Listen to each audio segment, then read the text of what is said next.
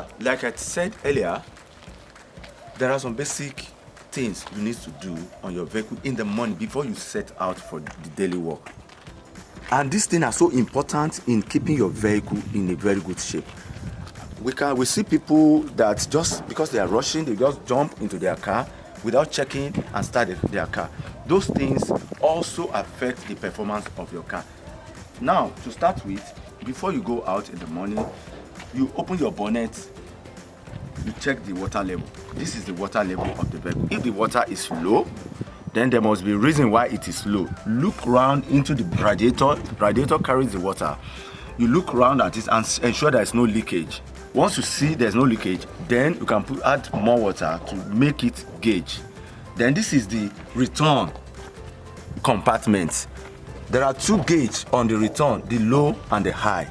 Ensure that every morning before you go out, ensure there's water in that return to the maximum. After you have done that, reach out to the dipping stick. This is engine dipping stick, engine oil dipping stick. This is the dipping stick that gauge the lubricants of the engine. You reach out to it, you pull it. Immediately you pull it, you see some oil, look for a rag, clean it up. After cleaning it up, it again return and dip again and remove it. You will see 2 points on it, the high and the low. On no circumstance should oil be reach the low. Once it is low, it is dangerous for the vehicle. That is danger. So ensure that your oil is at top, at the higher level. And if it's not higher, is at the higher level, then something is already wrong with the engine.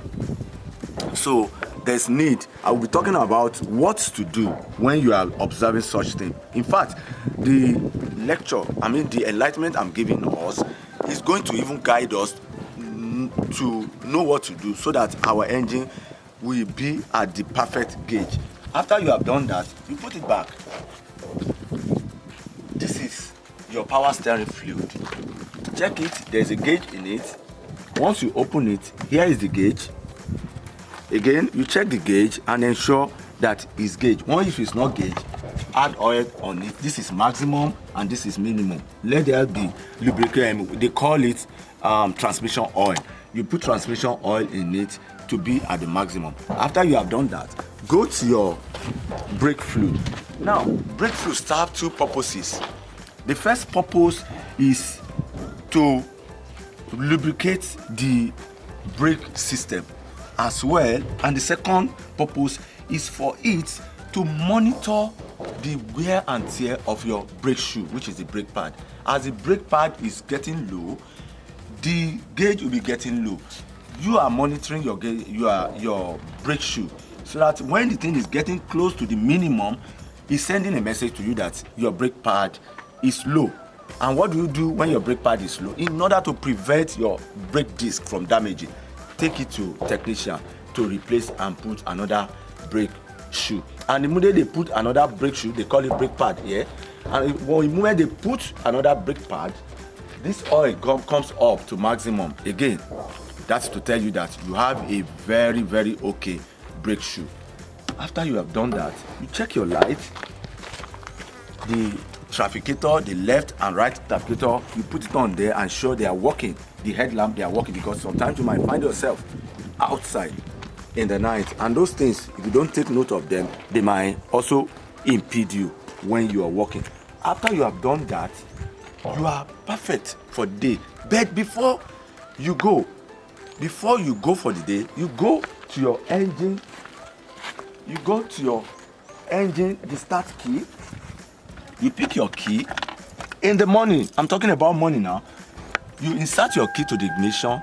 Once you start it, you on it. Don't start yet. Once you on it, there are some lights that are displayed on the dashboard.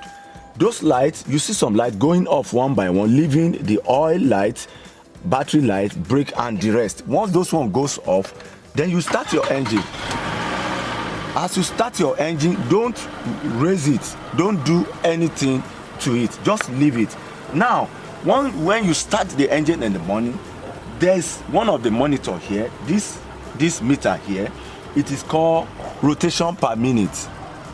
This measures the speed of your engine. If you look at this here, they say multiply by 10. That means if it's on 1, they are multiplied by 10,000 and 1,000. That means your engine is rolling at 1,000 rotation per minute. Now when you start in the morning, you have to allow your engine to steam. And how do you know that it is properly steamed and you are ready to move? When you start this in the morning, this sign here goes up beyond 1. Once it goes on beyond 1, leave your engine to start running and be steaming on its own. You don't need to raise it and wait for a while. Within 5 or 10 minutes, it comes down to -1 here. Once it is at this -1, your vehicle is ready to move. That means the engine oil has circulated, everything is circulate, the engine is warm, you can move on. Some people make a mistake, they just start the engine, immediately they move on. You are not allowing the engine to perform well if you do so, and it will have an adverse effect on the engine with time. So pay attention to those things and it will work well for you. Next time we'll be talking about troubleshooting. But before we even talk about troubleshooting, we are going to talk about engine management. Do you know that the engine, the shaft, the gear of an engine are designed to live the entire lifespan of this vehicle? You are shocked? No, don't be shocked. It is reality. In the next episode, I'll be telling you and I'll be guiding you on how to manage your engine to live the expected lifespan of the engine. Thank you. And don't forget to subscribe to my channel on YouTube. When you watch, please share it. Subscribe to my channel and share with your friends, and let's keep our roads safe. Thank you very much.